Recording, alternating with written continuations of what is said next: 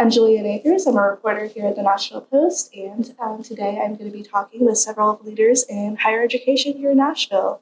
Today I have Lipscomb's Todd McCullough, Lena Winfree with Fisk University, and David Owens at Vanderbilt. I'll start off by just having you guys all introduce yourselves and what you do. I can start with Todd. Okay. Todd McCullough. I'm at Lipscomb. I'm the Chief Innovation Officer there. I've been there a little over 100 days, so kind of new in that role. My name is Lena Winfree. I am faculty there as Tech and Innovation. In my title, I also do data science. My name is Dave Owens. I'm professor at the business school at Owen at Vanderbilt, Owens at Owen. And I am the director of the Wond'ry, and my area is innovation and new product development. And so innovation can be a sort of broad term, and so I kind of want to go through each of you and kind of have you give your definition of innovation and one thing your university is kind of doing in that realm. So I can go first. I tell clients that I've done consulting my whole professional life, and I generally tell clients that what really matters isn't that you get the exact right definition of innovation, but more that you agree on your team and with your organization what you mean when you say innovation, and that's an aligned view. Now, having said that, I do kind of have a definition of innovation that I've been using at Lipscomb and even a little bit before that, and it's basically three words: change for the better by design. It's kind of six words, but three important ones. Change. You can't innovate if you don't change. For the better, all change is good and bad. How do we make sure that it's net for the better? And by design, how do you do it on purpose? How do you do it as a discipline? So change for the better by design is the way I define innovation. I would say reimagining, coming up with new concepts that not are necessarily new, but have new value or can bring something new to the table. And it also involves change as well, I agree.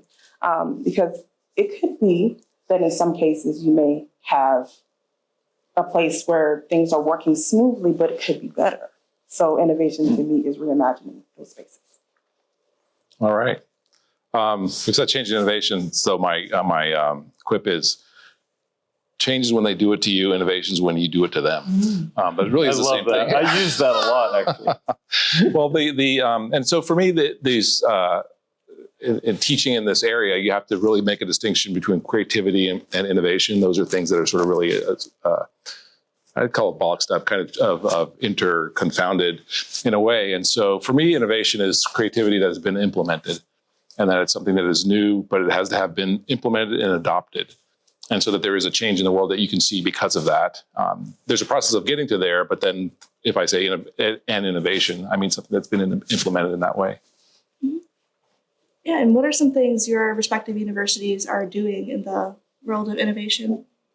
I mean, we're really doubling down on AI in a pretty big way. Obviously, it's a very volatile space in higher education right now, and we're very tuned into that. And actually, surprisingly, our faculty has kind of led us into this. They're very interested. They're attending a lot of workshops. We're providing, in fact, just talked about yesterday, a deal that we're going to hopefully finalize in the next couple of weeks that will allow access to AI for all of our faculty, staff, and students.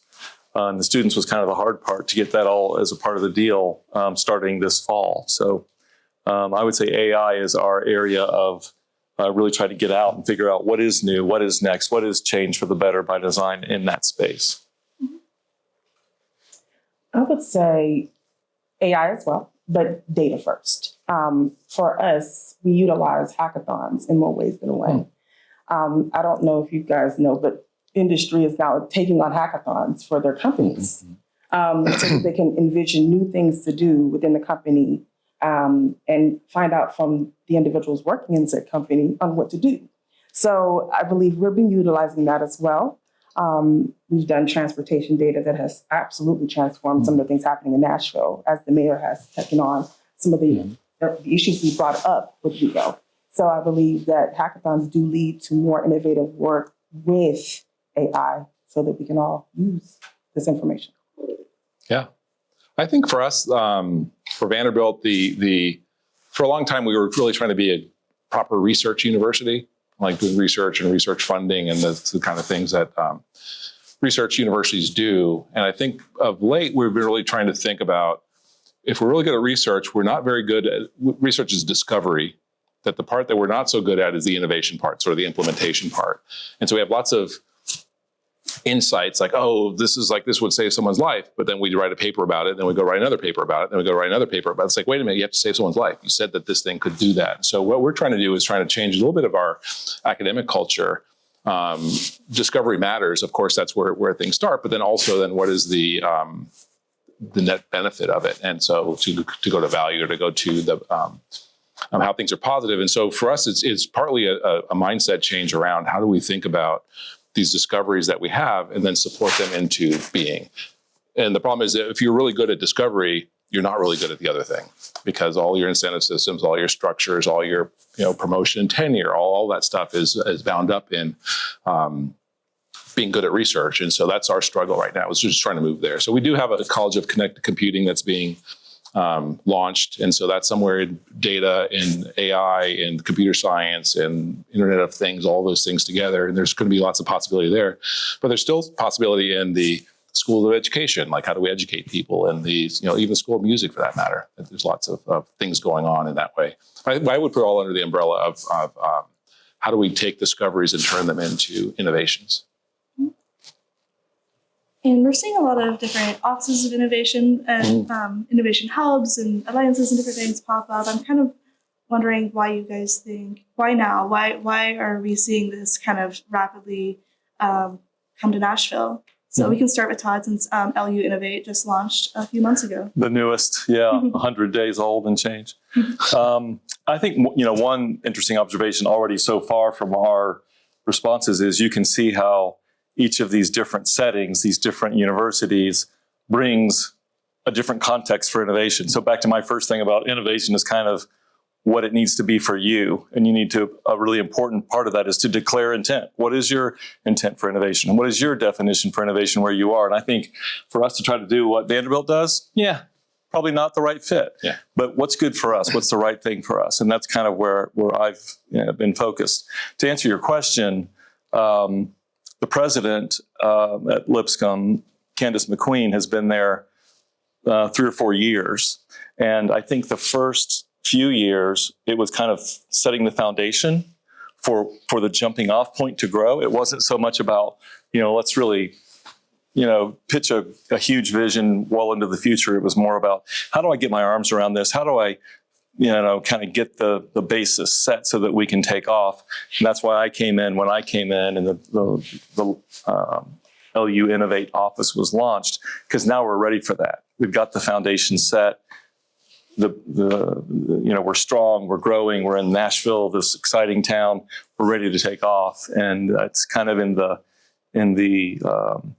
timeline of the new president's intention. Even though she intended it from the start, she decided to start it a couple of years in. I believe we're in a new tech revolution, and I believe that if, as higher education, we have to move into that vein as well. Industry is taking on several different tech projects, if you will, elevating their companies. Our students have to be ready for whatever they need to be in the world and move accordingly. And I feel like in higher education, we want to prepare our students to be leaders in innovation. So one way of doing that is creating an innovation process for them to be able to move into those leadership spaces. I like that. Yeah. So I sort of thought about it so long that I can't even think about it anymore, I guess. But you asked the question, so I'll think about it for you. So one thing is apparent to me is that there's so much change happening and so much innovation that we want to understand it, and we want to, I would say, maybe control it. We want to know how to go about managing it. Like once there was people were dying, we're not sure why. There's a thing called germ theory. Oh, wait, that helps us understand what this thing is and how to manage it and how to make it work. And I think innovation is that place that there's so much interconnectivity. There's so much, it's just moving very quickly. And so part of it is to say, as a university, how do we help society know about that thing? And so we build a center, we build the faculty, we build all of those things to help us study and understand and become practitioners of it and help our students understand it.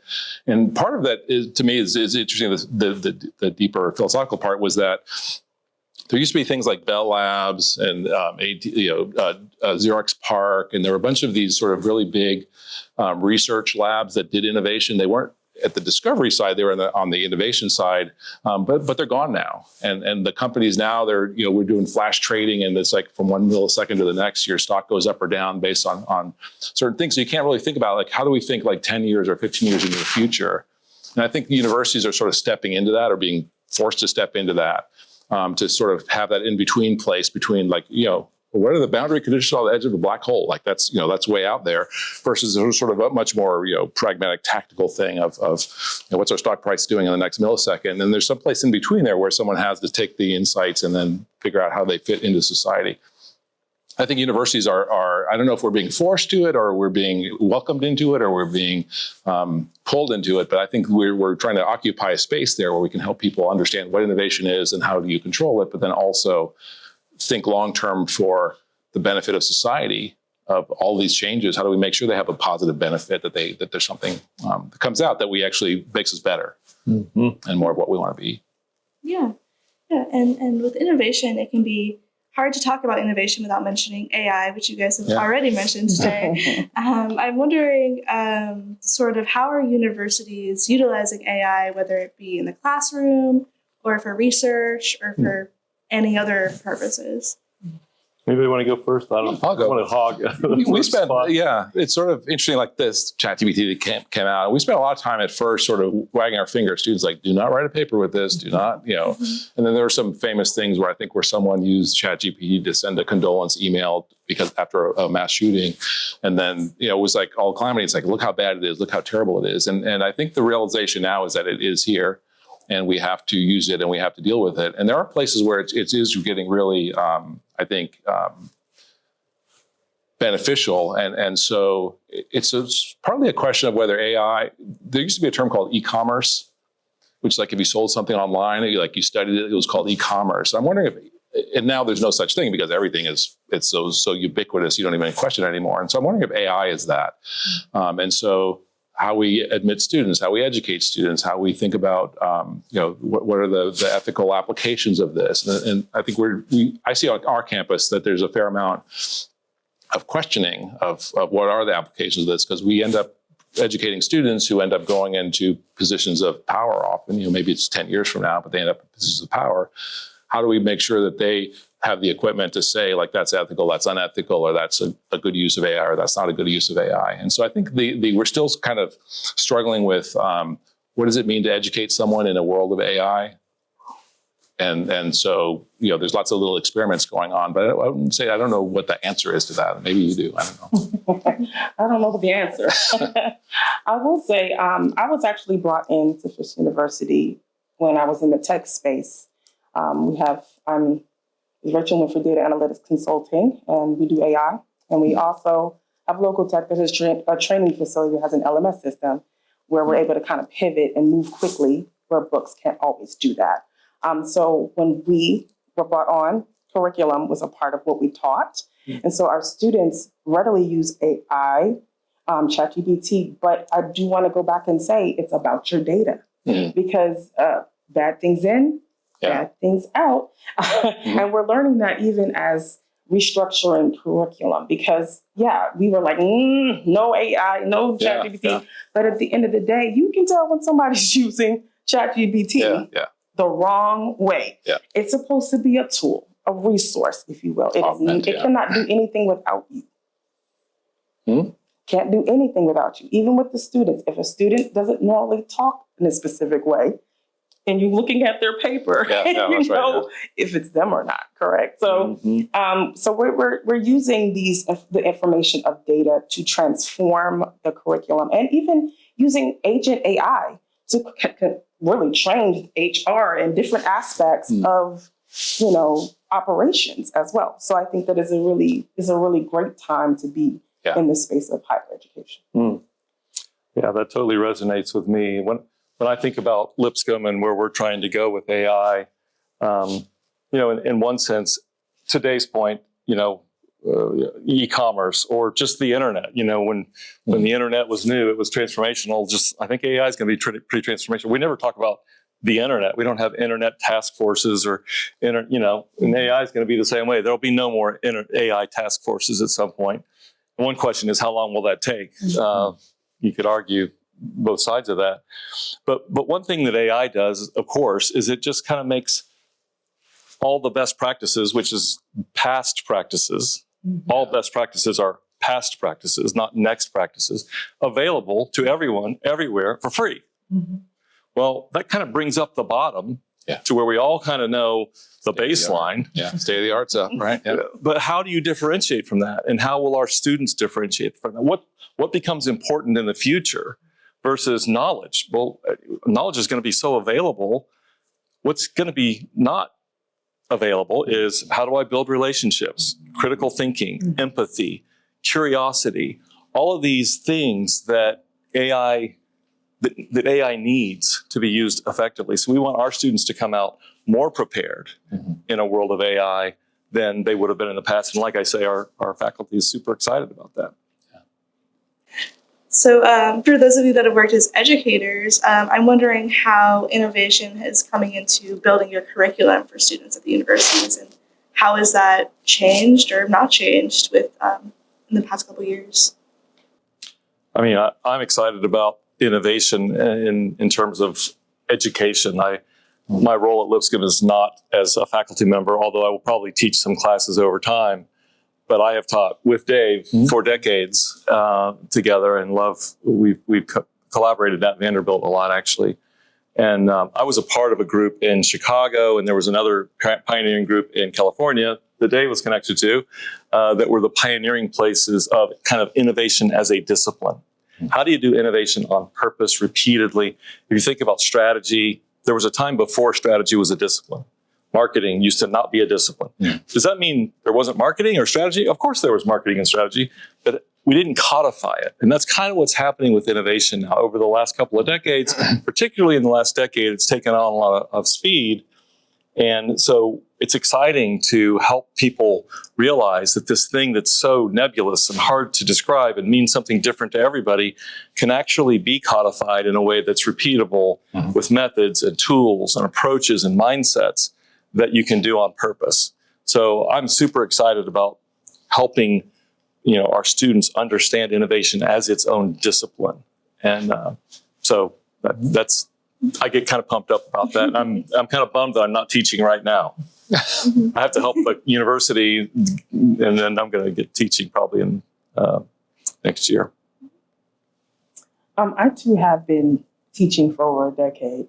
And I'll say this, utilizing the local tech platform that we have created, the LMS system, learning management system, we find that in curriculum, there's a lot of facets to it.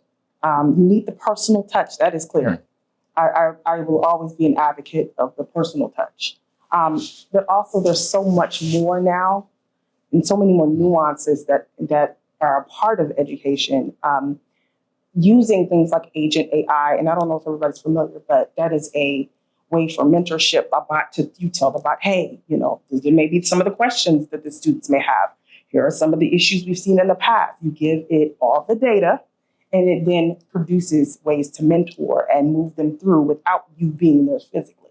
But it does help with time, because now we're able to utilize real classroom time for the actual issues or the pertinent problems that are reoccurring. So I think utilizing that in curriculum will change kind of the narrative of how we educate. Okay. I guess one thing the way I think about it is I totally agree with what's been said. Is the part of what I'm trying to do is help people develop a sense of what I think of as, and there's a book written with this title, Creative Confidence. And that, so you have lots of people who can have ideas and they're confident about that, but they're not confident whether those ideas are good ideas or not, whether those ideas actually are, whether it's fair to stick them on the world, whether it's fair to, to bring them to life in a way. And so for us, it's really been a process of how do you teach someone how to have ideas and then assess those ideas and then implement or iterate on those ideas and work in that way. So that's been a big part of I think innovation education for me. And another part is the teamwork, being a leader, being a follower, being collaborative, being able to work with other people. I think I just think like anything interesting involves other people. And so how do we help people have those skills? And I think it's, if I have a bunch of people sitting in a rows staring at the board, I'm not building that kind of collaboration. I'm not building that thing. So we use a lot of projects, a lot of probably less simulations, but also like having people in with real problems and working on those problems, acting in more of a coaching or mentoring capacity than in a, hey, I know I'll stand and talk and you sit and listen. So we try to not do that. We really try to make sure that we're building people's confidence in their ability to manage the kind of uncertainty that innovation creates and the kind of risk that you take by doing this thing called innovation. Yeah, the collaboration becomes so critical. We tend to get focused on our function, our capability. Yeah. And in the future, it's going to be about how do we connect with each other? How do we build relationship? How do we listen to each other? How do we remain curious about what others? All this kindergarten stuff, right? All the kindergarten stuff. That's come around because if we, especially at Vanderbilt, it's a super highly selective, and it's like your GPA and things like that weigh in on your ability to get there. And so a lot of our young people have gotten there because of what they do themselves. And often if you put them in a group, it's like, oh God, now I have to carry a bunch of people like I did in high school. Instead of saying like, oh, we'll have different perspectives, we have different strengths. Like maybe now you should be in charge of this part of the project. You should be in charge of that part of the project. And so those are the things I think that are, like I sort of joke the kindergarten things, but the things about like how do you get along with other people, how do you communicate, and how do you disagree in a respectful but also a consequential way to say like we have a conflict around this thing. How do we actually think about it? And to your point, I will say it's a different world. I sit and watch students talking to each other using cell phones right next to each Isn't other. that crazy? Yeah. And that's not the world I grew up in. So I can honestly say that skill building, that collaboration is really key. Mm-hmm. Yeah, and we're seeing a lot of universities reach out to the communities and build partnerships. And I kind of want to talk about the Nashville Innovation Alliance, with which is a partnership with Vanderbilt and Metro. And David, could you just kind of talk about that and why that's important? Yeah, so I run the Wond'ry, and the Wond'ry is the Campus Innovation Center. And the idea of the Wond'ry is basically that there's a need for innovation capacity. Like I said, we have lots of discovery capacity. We don't have as much innovation capacity. So our job was to build that capacity. And a lot of the kind of questions that are for me interesting, I think for most, you could probably do some study on this, but basically the interesting questions happen as sort of interstitial between disciplines, between domains, between places. And so seeking out those places, if you want to do something new, you have to sort of seek out those places where things intersect. So in the Nashville Alliance is saying, there are so many projects I know that Fisk and also Lipscomb do in the community. We just really never had a good sense of what they were. It's like, oh, you do something with Nissan, I do something with these. Oh, really? Like, oh, then she does also. And so I think that part of the Nashville Alliance was, first of all, for us internally as a university to recognize that we have an impact on the I don't want to call it the ecosystem, but we have on the community and on the city that we're part of, and that there are things that we could, if we were to not try to publish it, but actually try to get the, if you go down 24, the speed limits change. Like that was a research project, right? So that could have been 10 papers someone wrote, but in fact, they went up and they built something that helps you understand, like, okay, here's how traffic works. That was interesting. Just bear with aside. More gas is wasted from people stopping and starting than would be from any other thing. So if you went more slowly, you'd save gas and you get there faster. It's like, how do we know those things? We could research them, but we don't have a highway. We don't have thousands of cars that we could use to test that. So we need the city to give us access to those things. And so I think that's a part of it. But then also, there's a lot of creativity. When I moved to Nashville a long, long time ago, it was like, hey, it's a really creative city. It's got all these like really interesting people, and songwriting wasn't really sort of understood as kind of this really creative endeavor. And so I think it's I don't know if it's like catching up with us or something like that, that we have to now acknowledge that we're talking about how you study innovation, how you think about innovation. Now it's a thing you can talk about. And so now we can actually build the bridge to the city, and now we can actually do those things. And so I think there's a lot of things that we know how to do, like first responder routing. If you have a truck and there's someone with a heart attack, how do you get to them most quickly? A lot of the social issues, social help with nonprofits and things like that we faculty want to do. We just really haven't had a good mechanism for doing it. It's like, oh, you work with them too, I work with them too. And then if we all three of us go to Nashville Food Project, for example, we overwhelm them. Mm-hmm. And so we need to work together to be able to, structure something that helps them, and then we can still help in a way. And so I think that's part of what the Nashville Innovation Alliance is. And it's meant to have everyone in Nashville to be able to see themselves in some way and say, okay, I want to contribute to that thing. And for both of you, I mean, how are you seeing partnerships kind of play out in terms of innovation? Well, again, we partnered with Belmont to do our hackathons, and we've been doing it for about 3 years now. Our first one, Freddie O'Connor was one of our judges. Mm-hmm. So he saw firsthand how important data really is to everything. Yeah. And the students really come up with the ideas. And so for the next couple of years, they come up with transportation because they're struggling, just as everybody is in Nashville, because the city is getting so big, Yeah. So what they did was we got all of the different schools together. And the last one, I think it was Belmont, TSU, and Meharry, I believe. Oh, yeah. And they came up with some ideas. And the year before that, they implemented. We started implementing some of the things that they came up with. And it really does make a difference. When the students see that their work is being represented, they feel like real citizens of their community. Mm-hmm. They're making a difference, yeah. Yeah, that's hugely making a difference. At Lipscomb, we're very much interested in engaging more, kind of along the lines of what Vanderbilt's chancellor started, to say we're really going to open up the kimono and have these relationships with the city and with Greater Nashville Private Capital Association. Is that what it is now? GNCA. And so we want to be a part of that. And it's really, if you think about AI as an extension of something that's been going on for a long time, I've worked with lots of companies that would, in the 50s and 60s and 70s would use technology, hire the best scientists, hire the best chemists. We're going to have the smartest people at our place, and we're going to outcompete everybody else by building something that's a better mousetrap. And they could do that. So the question then was kind of, what can we build that's valuable? And now people can build anything. The capabilities are so broad. The first customer that's going to buy your product or your offering is your competitor. So they can break it down. Even if you have IP on it, it doesn't matter. They can find a way around that. So now the question isn't what can we build? The question is what should we build? How do we better understand the need, the market, the pull? And let's be good at what we're good at, but then let's partner with others, because we can't be good at everything inside. We can't be the best of everything. So let's look at this ecosystem and say, what can we bring that's differentiating that remains valuable over time? And then who can we partner up with to create something that's way stronger than any of us could have done alone? And I think AI only multiplies that.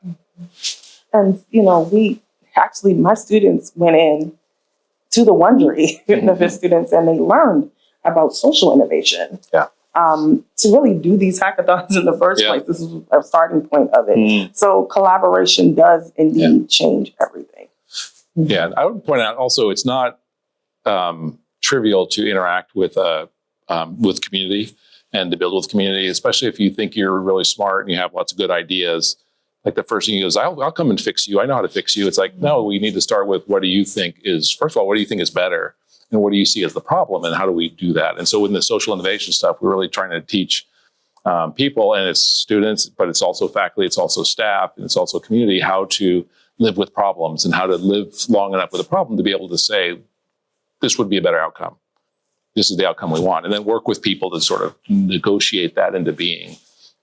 I think that's been with the Alliance and also with our relationships, is trying to make sure that we are understand what our impact is when we send an army of students at you, to try to make sure they know how to add value or how to create value that is valuable to you and not just to them and their resumes and things like that.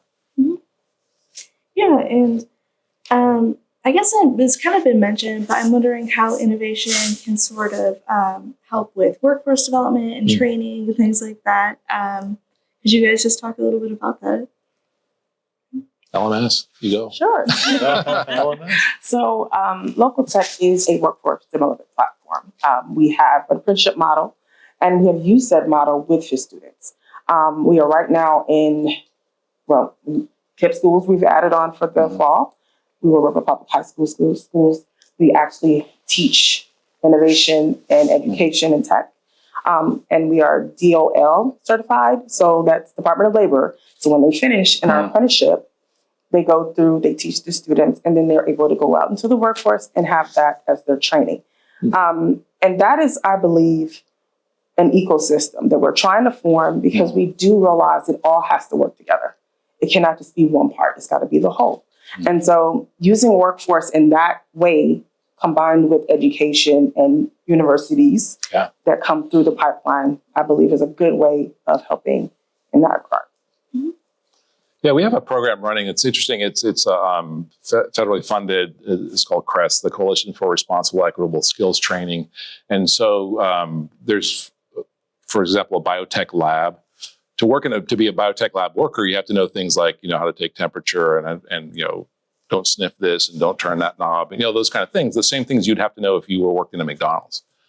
Is that the right temperature? Like, don't turn that knob and things. And so we have a program where we're actually helping people transition out of those kinds of jobs, McDonald's or things like that, who maybe didn't have a chance because they had a child early or they had to leave school to take care of parents or something like that, and help them transition into those more higher value, higher paid, higher training jobs. And you can do it in 3 months. You don't have to do it in 4 years, or you don't have to do it in 4 years plus a graduate education. And so that's been really an interesting one for us, is trying to, as a university that does research and that sort of, is very highfalutin, I won't say is the word, but there's a certain idea that you have about a place like Vanderbilt, and then think of, okay, I'm training someone to not work as a fry cook to get them to work in a biotech lab. And that's possible. That's really interesting to me. And I think that's something that we're trying to do. We're also thinking about doing it in nuclear also, that there are actually a number of nuclear power plants and things that are controlled by TVA, and that's part of our ecosystem also. And so where do those people come from? How do they get trained? What are the skills they already have that can be transferred into that? And so I think as this innovation culture, mindset, whatever we call it, gets more permeated into Nashville, people are more open to that. In the past, it would not have been open to someone who was a fry cook working in a biotech lab in that way. And so I think there's a kind of an openness now that makes all these possibilities possible in terms of training and development, places like that as well. So, kind of building on that, if you think about the state of most organizations today, if you ask them, what are your top 2 or 3 issues? Talent is going to be either number one, probably number one, or in the top 3, because it's so hard. And the biggest challenge is, how do we get the people? How do we orient them? How do we develop them, train them, promote them? And it's great that they come in with a degree, but what we really want at this point, now that this is a nurse, and now that nurse is going to be a manager of nurses, do we want to send them back for another degree for years and tens of thousands of dollars? Or do we just want them to learn how to make a schedule and manage nurses and deal with all the capabilities, competencies that go along with the growing in their career? That's what we really want. That costs less and can take less time. And we don't really care that they have an additional degree. So it's a huge area of emphasis for Lipscomb and for me at Lipscomb to figure out, how do we do a much better job of that, providing more of that to folks so that throughout your whole lifetime, you're still learning. You get your degree, maybe, and then you keep moving on and saying, well, what do I need to do next? How do I go to the next level? And so that's, I think, a really important part of what we're all trying to do. Yeah, well, I think that's everything I have for you guys. Innovation's a very exciting, complex topic. So thank you for coming out and talking with me about it. Thank happy you. to do it, It's been fun. And happy to see the Post being interested in these kind of things. Yeah. It really is important for us to It's awesome. grapple with it as a business community especially, but also as just a society here in Nashville. Indeed. Thank you. Thanks, Julianne.